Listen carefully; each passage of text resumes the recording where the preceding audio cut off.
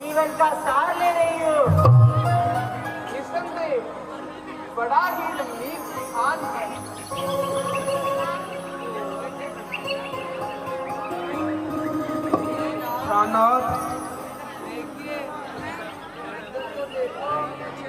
ये पक्षीगण कैसी मधुर ताने सुना रहे हैं और मृग प्रसन्न मुद्रा में चक्कर लगा रहे हैं।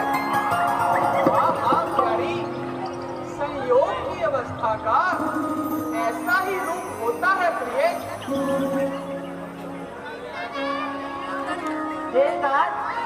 माया का क्या रूप है? ज्ञान तथा वैराग्य इसे कहते हैं।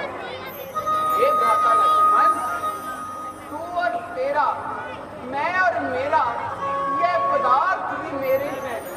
मैं भी कोई हूँ, तू भी कोई है। यही माया है। माया के दो रूप होते हैं, एक विद्या और दूसरी अविद्या। विद्या सदा ज्ञान से प्राप्त होती है और अविद्या बुरे कर्मों से प्राप्त होती है। विद्या से हमें मोक्ष प्राप्त होता है और मोक्ष से पूर्ण वैराग्य प्राप्त होता है।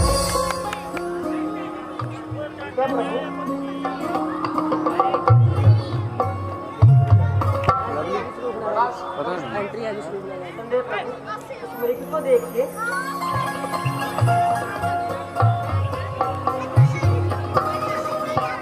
जब पंचवटी पर प्रभु राम और सीता लक्ष्मण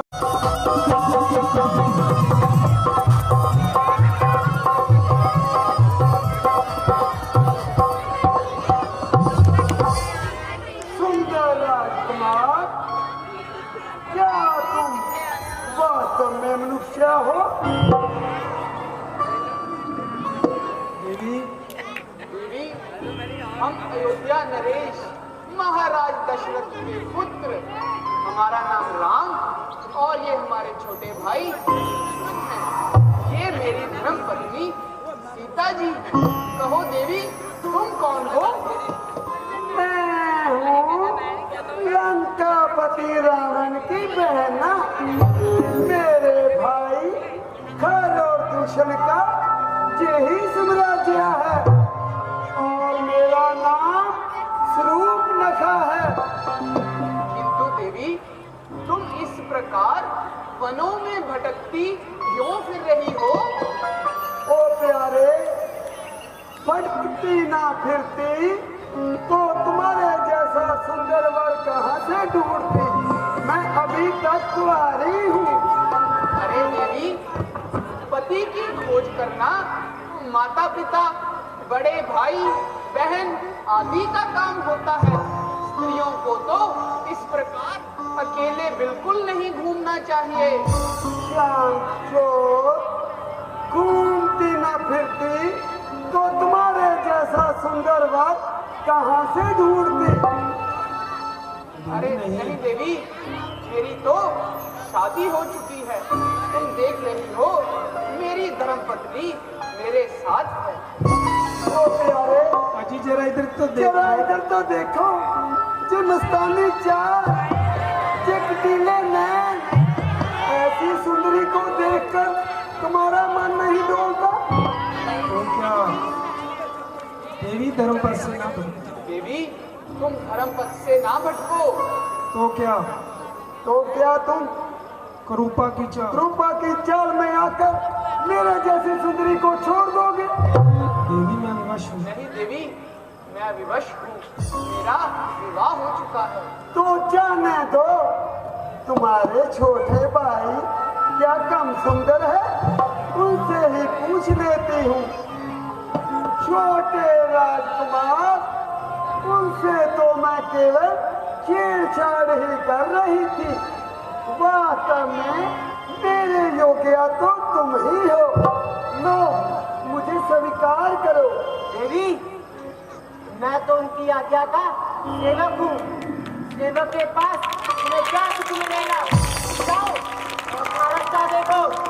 ओहो, इतने कठोर है। जरा इधर तो देखो।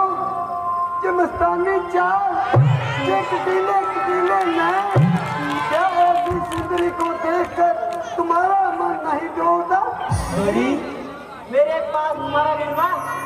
सकता।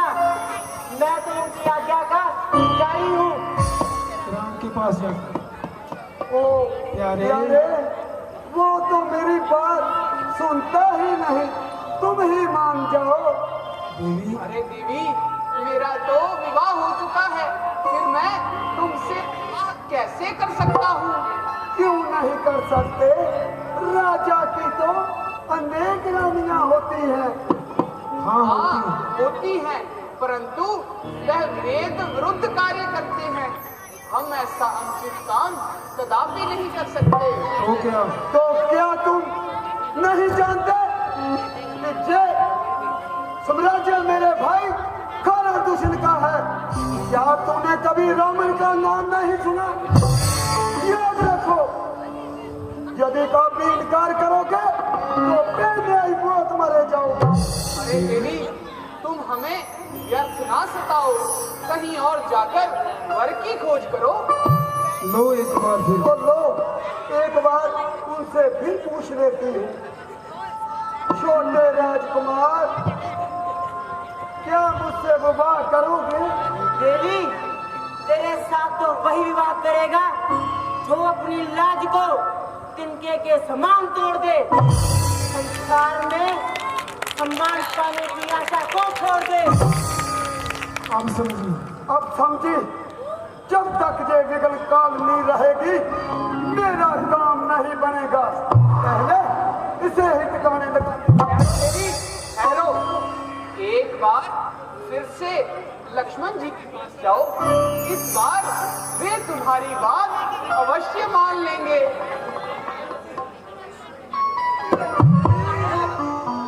अब आए ना सीधे मार्ग पर। लो, मुझे स्वीकार करो। देवी, स्वीकार मैं बाद में करूंगा। पहले मुझे एक बात बताओ, तुमने कभी सोने की चिड़िया देखी है? ना, मैंने तो कभी नहीं देखी। नहीं देखी? मैं दिखाऊं? दिखाओ। उधर देख, तूने ठाकुर जी पर कड़वे वचनों के पुष्प चढ़ाए हैं, इसका प्रसाद तो लेती जा।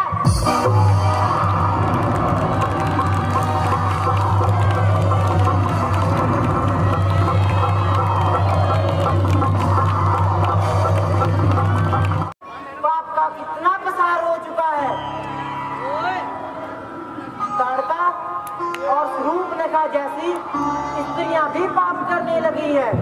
हाँ भ्राता लक्ष्मण, आजकल स्त्री पर पाप दिन प्रतिदिन बढ़ता जा रहा है। इसी राक्षसी दुराचार के कारण तो हमें अवतार लेना पड़ा है। तो प्रभु, एक साधारण सी स्त्री को छोटा सा दंड देने से क्या पाप का प्रसार खत्म हो जाएगा? नहीं भ्राता लक्ष्मण, यह कोई साधारण स्त्री नहीं है, यह महाप्रतापी और अभिमानी रावण की बहन स्वरूपनखा है। तो प्रभु, क्या उसकी नाक काटना अनुचित था? नहीं भाई, उचित, बिल्कुल उचित। तुम देखना उसकी नाक किस प्रकार रंग लाएगी, सभी राक्षसों के नाश का कारण बन जाएगी। ठीक है प्रभु।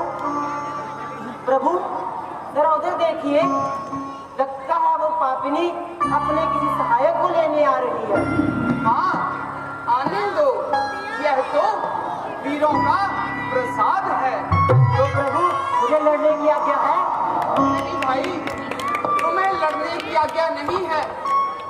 जानकी को लेकर अलग दिशा में चले जाओ। स्त्री का राक्षसों के सामने आना उचित बात नहीं है। ठीक है प्रभु, तो आज्ञा। चलिए माता जी।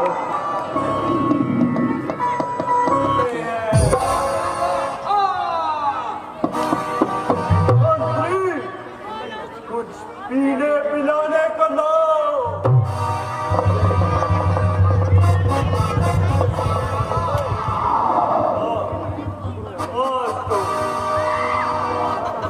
बहुत खुश है।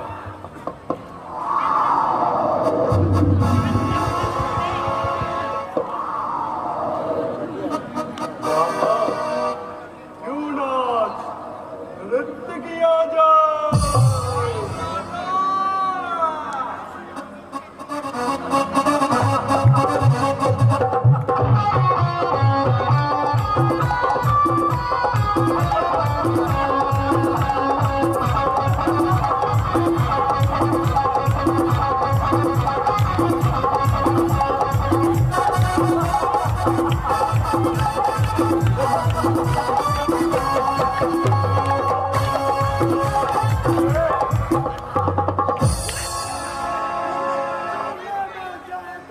बोतलें बाहर में जाए तुम्हारा पीना देखो तुम्हारी बहन की जेल बचा हुई है और तुम्हें मदरा पीने की सूझ रही है। क्या बात हो गई? आज तुम इतना क्यों दिल मना रही हो? क्या बात है? ये क्या? तुम्हारी ये दशा किसने बनाई है? भाई आज जब मैं पंचवटी में घूम रही थी तो वहां मुझे दो सुंदर राजकुमार दिखाई दिए और उसके छोटे भाई लक्ष्मण ने मेरे पे बुरी नजर डाली और जब मैंने वहां से भागना चाहा तो पापी ने मेरी नाक काट डाली। इतना मेरे ही राज्य की सीमा में मुझे पर अन्याय। बहन, तुम चिंता मत करो, तुम्हारी नाक का बदला उनके खून से लिया जाए। निश्चिंत हो जाओ, ये तुम्हारे भाई खर और दूषण तुम्हारी नाक का बदला लेंगे। मत बनाओ, मेरे साथ चलो।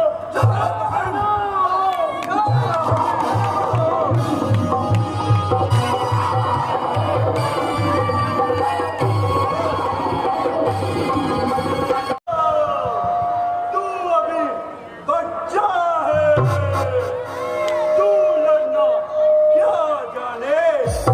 अपनी छुपाई हुई स्त्री को ला और अपने घर लौट जा। ये सब उपाय क्या हो सकता है?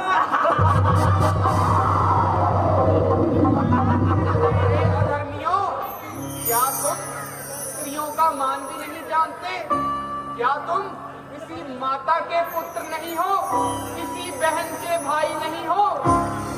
अरे मैं तुझे बच्चा जानकर छोड़ रहा था, लेकिन तू बच्चा नहीं, तू तो अकल का कच्चा है। क्या तू हमें नहीं जानता? अरे हम नरभक्षी कहलाते हैं। तेरे जैसे बालकों को कच्चा ही कहा जाते हैं।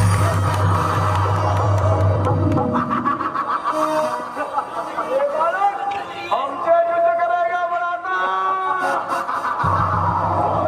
है कि शूर्पणखा की नाक काटकर जीवित चला जाएगा, परंतु ये नहीं जानता मेरा नाम खर है खर।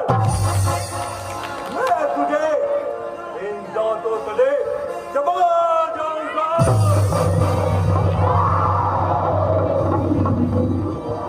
मुर्गे की तरह पीसकर पल भर में मिटा दूंगा। अभी साहू जो भी मिट्टी में दफना दूंगा।